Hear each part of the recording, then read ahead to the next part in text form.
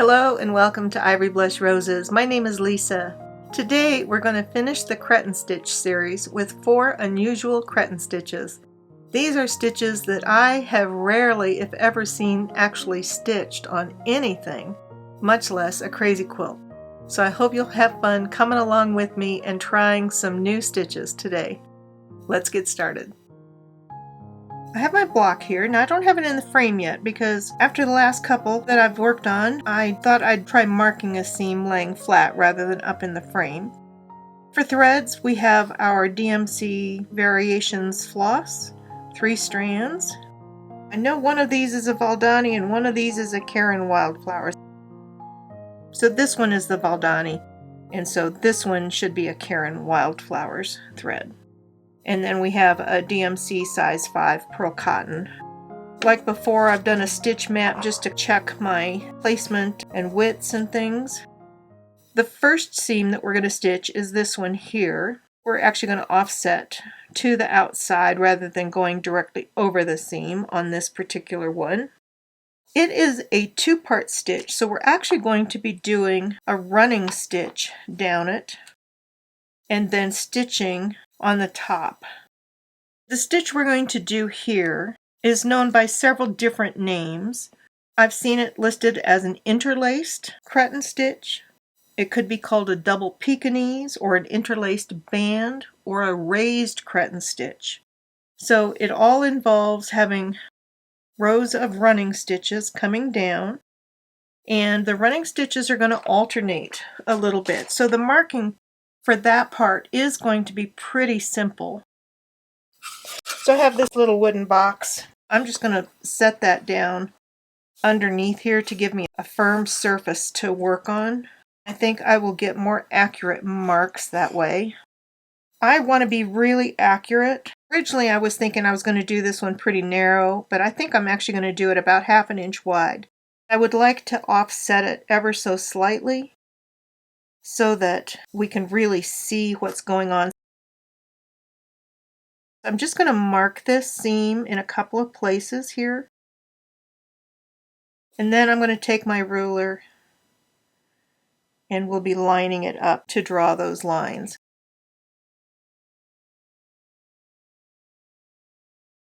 I've marked this one and I'm just lining up this so that the grid falls exactly on my marks, and then I can come down and make.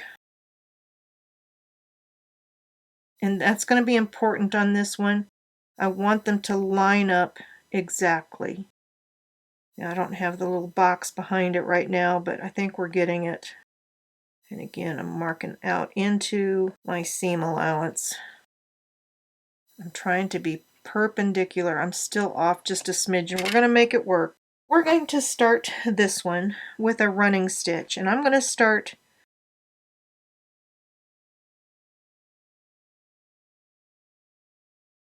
if I was holding this in hand and not in a frame or a hoop, I would just scoop stitch it, but I don't film very well that way. So we are going to leave it here, and we're just going up and down on the next one, up on the next one, and so we're leaving a gap in between. So it's just a simple running stitch.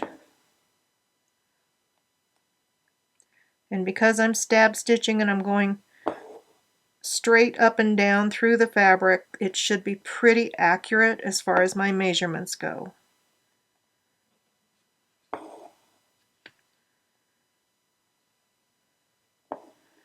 Now, if you'll remember back to our raised chevron, we're working in a somewhat similar vein with that. We're making stitches that we're then going to be stitching over. So this one, instead of sitting directly on the fabric, is going to actually be sitting above the stitches.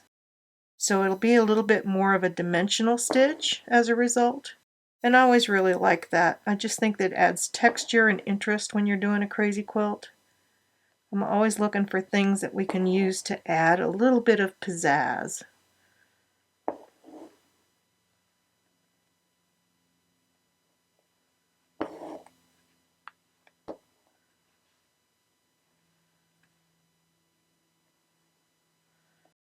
Simple stitching here, just a simple running stitch. And we'll be exploring straight or line stitches a little bit later on in this series. Now we're going to come down the other way, but we're going to do the opposite stitch. So I'm going to be eyeballing to make sure that I'm staying pretty correct, because I know my dots are off ever so slightly. Coming down. But they need to be offset on this one.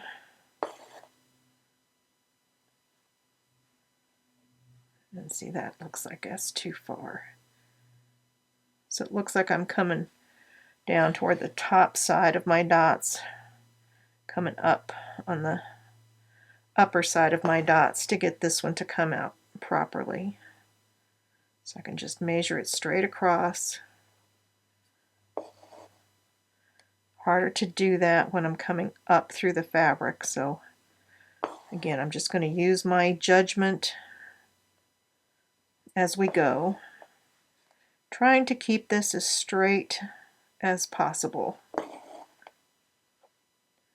And I also want to make sure that as I'm doing this, I'm pulling my thread so that it's a fairly even tension going both directions. You don't want it to be loose in some spots and tight in the others, because that will change how the stitch works.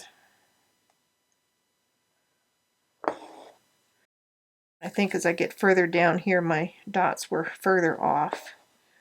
Not sure why that is.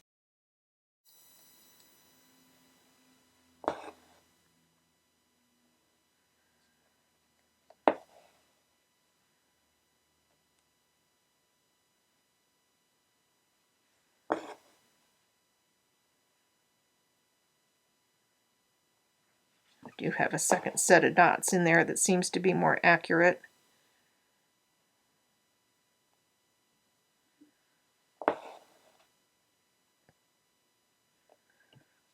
That's very faint, so you probably can't see it.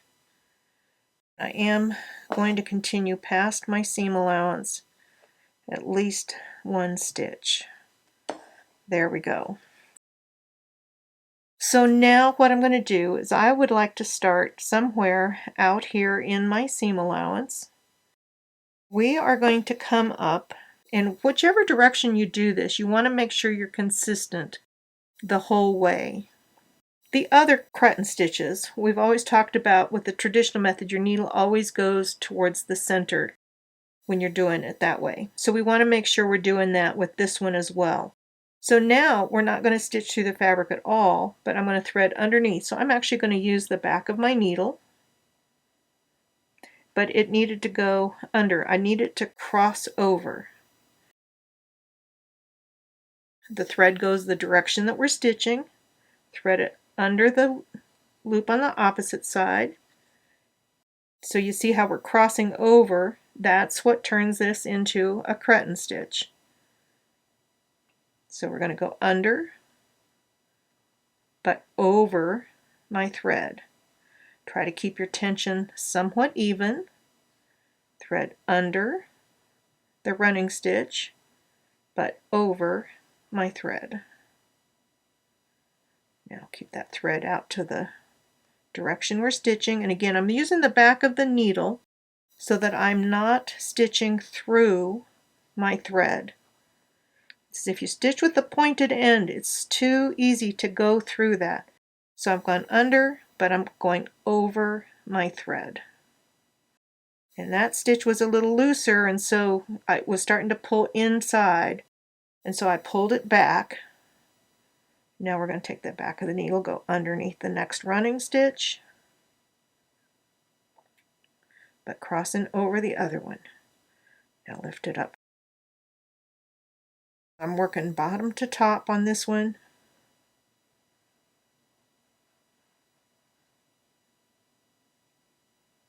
But I'm coming over and crossing that. Take your thread up to the top, under the running stitch, over the thread. Managing your thread takes you more time than actually doing the stitch on this one. So under the running stitch, over your thread, thread to the top, under the running stitch, over your thread, thread to the top, under the running stitch, over the thread,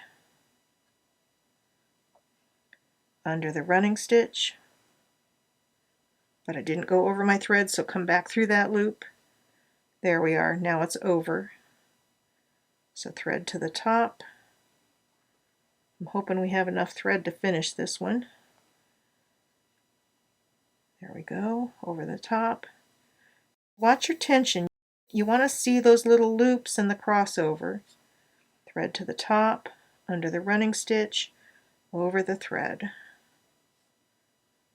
Thread to the top, under the running stitch, over the thread.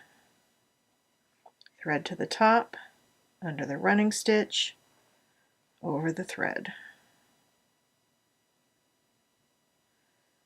Thread to the top, under the running stitch, over the thread. Thread to the top, under the running stitch, over the top. And we'll thread to the top, under the running stitch, over the top. And we're going to be just so close on this thread. Hopefully we can make the whole distance. So I'm going to pull that down, thread to the top, under the running stitch, over the top. Thread over, under the running stitch, thread over the thread. One more. Do we have room to do it? This is going to be tight, folks. Under. Oh my gosh. So in this situation, this is going to be one of those few spots where I'm going to say, we're going to bring that all the way down to the very end. I'm going to pinch that thread around the needle. I'm going to use my needle point to go under. Carefully pull that through, because I just didn't have quite enough length, and now it needs to go there, and we're going to go right down there. And now I'm very carefully going to make a knot on the back, but that is interlaced, raised cretin, band stitch, double Pekingese. And so that is a fun stitch, and again, I like the fact that it lifts off the fabric a little bit, gives it some added dimension, and that's a fun one. Really easy to do. Let me make a knot. So this is one of those where I'm going to really struggle to make that knot because I don't have as much thread as my needle is long. So I do have this thread here. I'm going to thread underneath it carefully. I'm going to come back. I'm trying hard not to unloop my, and I just unthreaded the needle, so that's fine. I'm making a loop there. I'm going to fish that end back through that loop and pull it tight, and we're going to call that one good. I always leave a little bit extra to help keep it from coming undone. Let's do this one. I want to point you to another terrific resource online. I've got this listed in the description box. This was an article from Piecework magazine. It's online. It's a whole thing about Cretan Stitch. And it showed a couple of variations that I've only found in one other reference. And this one is called Crossed Cretan. Now, as I looked at Crossed Cretan, it took me a while to figure out how this one is really stitched. And I'm going to show you my little stitch map on this one in hopes that it makes it a little clearer. I'm going to mark the crossing points. So we're going to have a stitch that goes this way, and then we're going to have one that goes this way, and then another one that goes this way. So we're crossing a couple of times, and then it comes up this way. So we have this strong shape here, and that's what we're going to try and mark. We're going to mark a line that is 3/8 of an inch. That's going to be my second black dashed line there. We're going to line that up on the seam. I'm actually going to go just on the far side of the seam, and that will allow me room for the pen tip here, and mark out into my seam allowance. Just ignore my dots that are on here, except this very first one. And that very first one, we're going to go about 5/16 of an inch, so that's 2/8 and a half. And then we're going to come over 7, and so that's going to be here, and then over 2 and a half, and then over 7 and 2 and a half. I want to think about coming up on that line here, but in my seam. I'm going to come out almost 1/8 of an inch past that dot. Like I said, this is my main intersection point. Then we're going to make our first cross. So remember, this is called crossed cretan. I'm going to actually come down below my seam a little bit, and we're going to come out just past this dot. Now we're going to come back even further, back up over here. Now I think I'm doing this backwards from a lot of the diagrams that I've seen. And we're going to come back past what would be this line here, out here, and make that a long one. And now we're going to come up. So my dot is underneath there. I'm going to come up out here, and now it's going to come over those. And we're going to come out past this dot about 1/8 of an inch. And so the first one is going to sit beneath stuff. We're going to bring it up and come up out here a little bit, just past that dot. Now the next one, we're going to bring out even further, but we're going to go over here and bring it way out. Now we're going to come up here, and we're coming up here, and we're going to come out again about 1/8 of an inch past that dot. So it's this series of crosses. And so the first one starts below the seam and comes out just over the seam past that other dot. So that's our first cross. Our second cross, we're going to start further off to the side, and we're going to bring it way past that dot. So I don't know, we're going 3/16 of an inch maybe. And then we're going to go this dot to that dot, if I've got that right. No, it's this. I have to measure here because I'm not sure where I'm at here. Between dots that are there and the dots that are fading.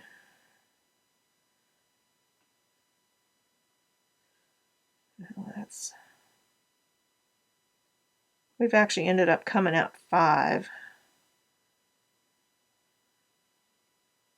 So that puts that there and there. And that look is fine. So I'm sorry. This one probably should have been down here, but it's fine. It's all going to work out. So this is about 2 1/2, so 5/16 inch wide from point to point. This is about 5/8 of an inch from point to point. And then we're going 5/16 and then bring it back, and then 1, 2, 3, 4, 5. Why is that one right? That's interesting that it's not coming out there. So this one is going to be 5. It should be there and there. And then 1, 2, 3, 4, 5. So we're just going to X that out, so I know not to stitch to those.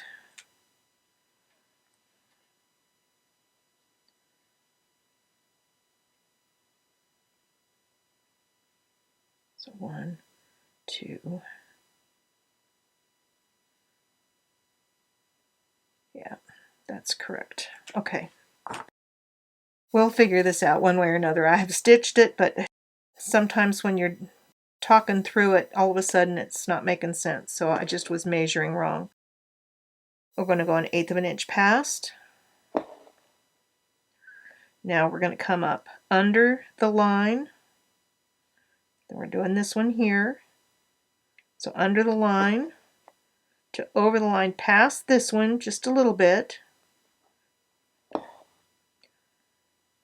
Now we're going to come back and go the opposite direction, but we're coming quite a ways past this time.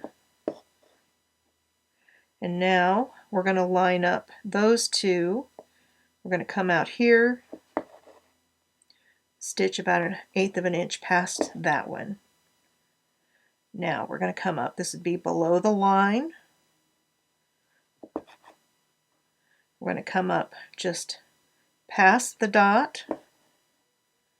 Now come back a little further and stitch way past.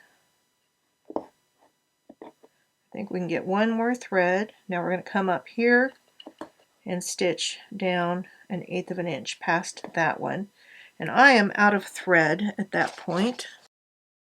Now this is that number 5, so I'm using that chenille needle again. I don't know which size. Just make it big enough that your thread threads through it easily. My recommendation is go bigger than smaller on that. And so now we need to stitch this off to our seam. So we're coming up under the line. By saying under, it means towards the inside. Now we're going to stitch out past our dot. And we're out here in our seam allowance. Now coming back, stitching out further. And we would normally stitch out further. I'm not going to worry too much about it, but I kind of want to parallel what I've already done and stitch there into my seam allowance. And so you see you've got this X going in there. But the way that they're linking, it's still considered a Cretan stitch. And then normally I would take this up and go up here. And I'm looking at this, and I don't think that we have enough coming over to warrant making another stitch in here. The only thing we might see would be just a bare tip of that one right there. I'm not sure that it's worth stitching. Yeah, it actually would be over here. So I don't think we need to do that. So I'm going to turn that over and make my knot. Now we're on our 3rd stitch. Normally I like to stitch closer to me, as you know, but I want to stitch this one going upright. This one definitely has a direction to it. Cretan is really the foundation of feather stitch. Of all the Cretan stitches that we're doing, this one is the closest to a feather stitch. We're doing an open feather stitch followed by a closed feather stitch. I don't mark feather stitch when I do it. Let me give you an idea of what I would do if I was going to mark it.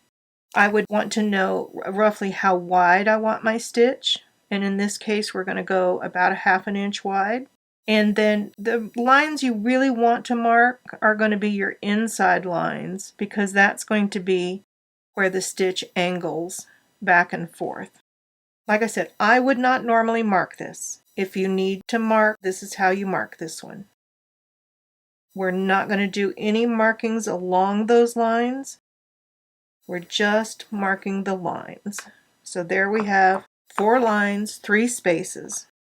Anytime you're starting a stitch like this, we're starting offset to one side. I want to start out in my seam allowance, and I want to do that because if my line moves at all, I want to make sure that my stitch is complete all the way out. You can extend that line past if you want. You don't need to. We're going to start with this one here. This is going to come almost straight across. I want to think about doing this one in line with my seam, not necessarily in line with the edge of the block. We're going to come down. So we're making a Y here, except this next Y is actually the first part of the next V.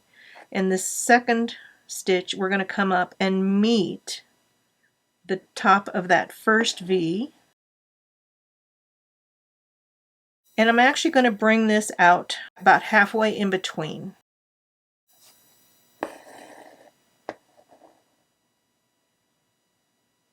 So this is our loop. So this is called a looped Cretan stitch. And now we're going to come over here. I'm coming out about straight over. And I'm going to come and make a shallow V here. And now this next one, we're going to come up and meet the top of that V. So I'm actually trying to go down in the same hole. I want it to look almost like a continuous stitch. And then I'm going to come back and make a smaller V about halfway in between. Now we're going to jump over, about straight over to here.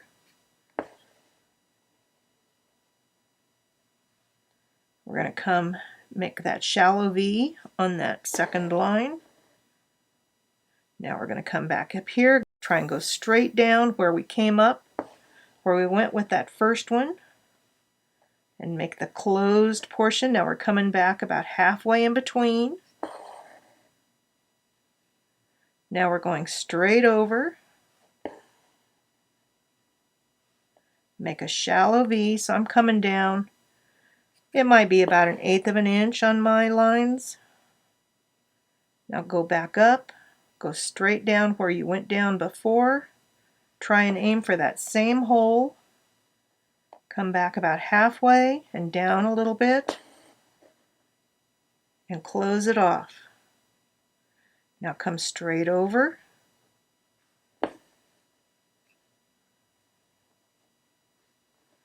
Make your shallow V. So I'm coming down. So my shallow V's are what's being stitched on my lines. Now we're going to go back down where the top of that one is, try and aim for that same hole. Now come back about halfway down, about halfway between the two, close it off. Straight over. Come down on the line about 1/8 of an inch below, make a shallow V, down where you went down before. Come back about halfway between the lines and about a little bit below, close it off. Now straight across to the other side. Come down on that line about 1/8 of an inch below, make that shallow V.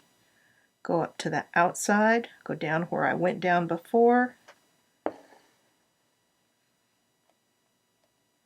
and we're coming down halfway in between, closing that off. So we get this really interesting looped pattern, and it's called looped Cretan stitch.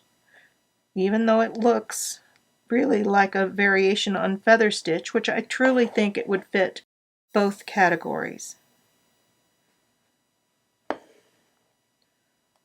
So now we're halfway in between our lines, down a little bit, go straight across. My line is disappearing, but I can still see roughly where it is, so I'm just making my shallow V up to where I went down on the other one. The advantage of having it in the frame is I can see the light coming through that hole to see where to go down. So now we're going to go over to the opposite line, make our shallow V,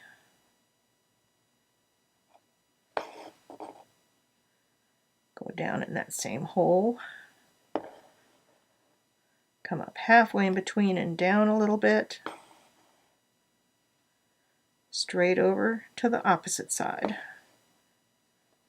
and then come up on your line about 1/8 of an inch below, go down through that same hole on the outside, come up halfway in between and down a little bit, close it off, straight across to the opposite side, down about 1/8 of an inch, up to where you went down on the outside, come down, and we're going to put this one right at our seam line and take a tack in there and close it off. And that is our looped Cretan stitch, cousin to feather stitch. This last one that we're going to do is called a Scottish Cretan stitch. It's a fun one. Again, this is one I probably would not normally mark, but I'm going to do it because I think for some of you it will make it easier to figure out what we're doing. We're going to do it all over here on this seam. I think this one would be good done in a thicker thread, but I just used that thick thread here and I don't want to out of balance my block by doing too much thick thread right in the same spot. So I think we're going to leave it at that. We're going to be doing groups of 3 Cretan stitches going across. So again, they're going to be offset kind of like this. And then we're going to thread through them and loop. So I'm trying to think how I want to do this. I want groups of 3. 1, 2, 3.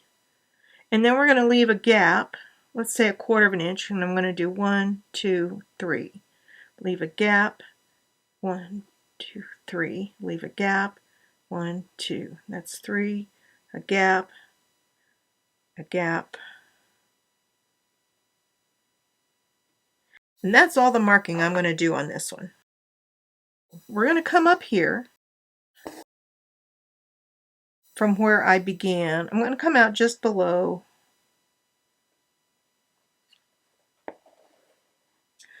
And I'm going to come back almost straight. I'm going to come over my thread. And now we're going to stitch the other direction. Again, my thread's going to go down. On this side, I'm stitching on my mark. Come back in about 1/3 and a little bit down.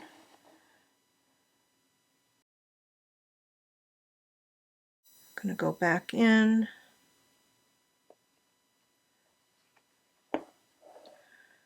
So I think what I really want is to be coming straight back from that outer dot. We're going to go back down here. So down on the outside, come up straight in from that about 1/3 of the way. Just eyeball it. And one more. So we have a set of 3. Come straight in. And now we're going to go thread up here, all the way up. Pull it around. Now go thread down. Pull it down. So I finished weaving through that one, which sort of groups those stitches together. You can see how this one would look really good with thicker thread. Now we're going to come down to this outside point here.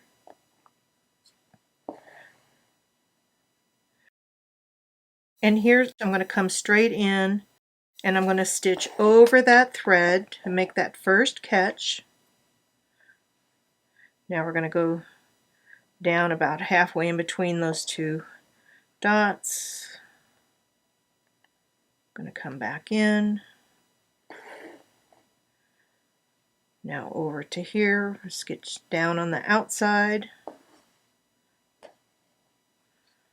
stitch straight in, roughly a third of the way. I think the shorter you make those legs, then the better grouped these stitches sometimes get. I'm going to come straight back in. Let's try these a little shorter here. And then down on the outside here, straight in just a tiny bit. And truthfully, I think we could probably make these stitches a little closer together as well. And then up there. Now we're going to thread through.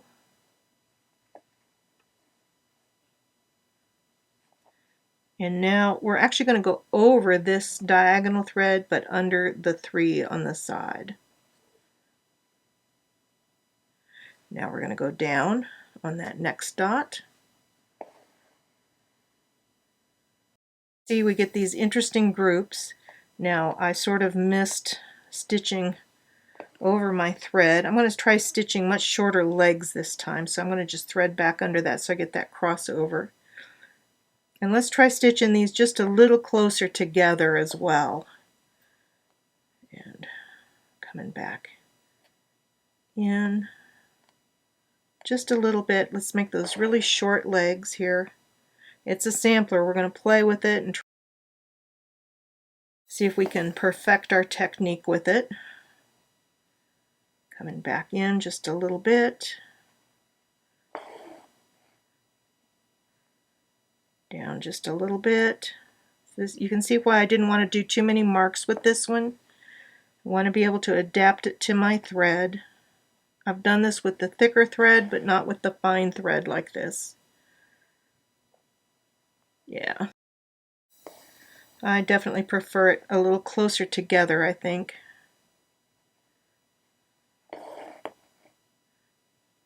And then down here.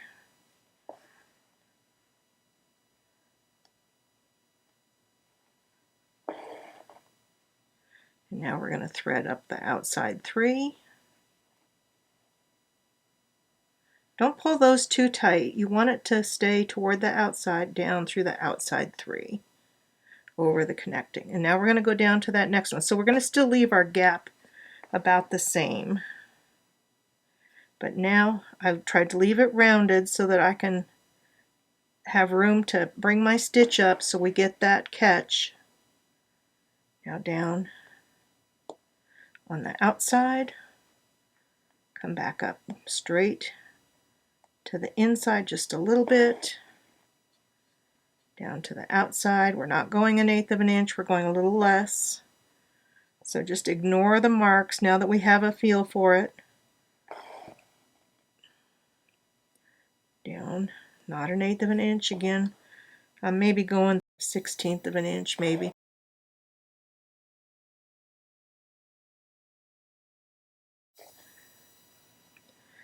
I don't measure, I just like to do what visually seems right to me. It's one of the reasons I don't like to mark seams, because sometimes as I'm stitching I go, that's not right, and I want to be able to adjust it. So there's my third one. So now up 3 on the left, loop that around, down 3 on the right. So we've kind of got a curve down here as well as the curve at the top. So it chains them together. Now we're going to go down to that next mark. That's the only mark we're actually still using. Come up to the inside. Now we're going down on the outside. Just a smidgen down from the other one. Up just inside. Down just below the first one. Come up straight inside.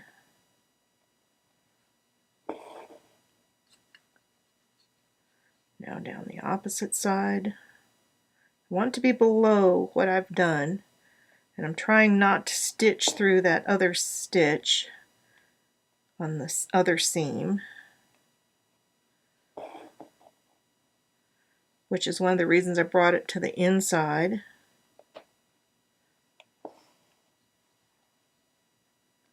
Now come up inside, just coming straight in, down just below the one above on the other side, straight in. Now we have that set of 3 done. We're going to go up the left side. You're going just under the legs, not under the catch. Leave that a little loose. Go down. And I'm actually coming out underneath that loop, I guess. And now we'll come down here and we'll do one last set.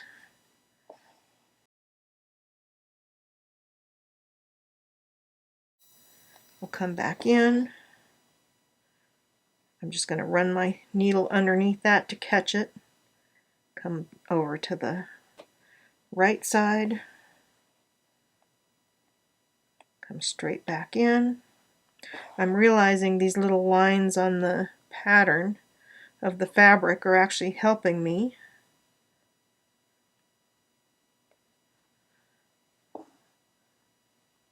Not that you need those.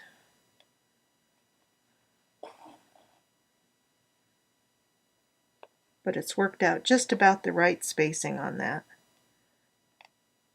So we really just made a very subtle adjustment on spacing on these, but I do think it made a difference having them a little closer together and having the legs be slightly smaller.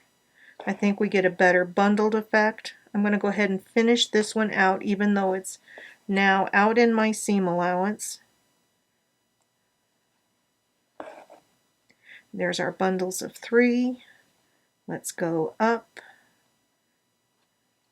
See if I can get under that thread. Must have pulled that one a little tight. So up under those 3 outside legs, wrap loosely. I got my thread all tangled up around the needle there, so let's straighten that out. Now down the outside 3 legs. And then we'd come over that way and finish it off, and we'll make a knot. Let me take that off, put my knot in the back, and then we'll take a look at the block. I really had fun with these stitches. I love trying new stitches and trying new ways of doing things. And while I have done the interlaced because I have done that insertion work before, I really haven't stitched any of these others, especially on a crazy quilt block. I do believe I've done the looped Cretan, but I think I did it as a type of feather stitch before. I included it in here because one of its common names is a looped Cretan stitch rather than feather stitch. And so I thought it was appropriate to put in here. I really enjoyed these. Sometimes it's fun, you get different shapes, and if you're doing a certain kind of a block, you may say, oh, that is the perfect stitch for this block. In hindsight, I probably could have used a little diagonal stitch in here or bumped this whole line up just a little bit to that. There's a little bit of a gap here. I may go back and fix that one. But that's the only thing I see on this block that I would have done differently, other than making them slightly smaller bundles than I did those first 2. You try it and you learn, and that's the whole point of a sampler. We're playing with stitches, we're learning stitches. We're not trying to make perfect examples of stitchery. It's nice to do that if you can, but samplers are for learning. That's the whole point. Thank you so much for being here with me today. I hope you've had fun exploring these stitches.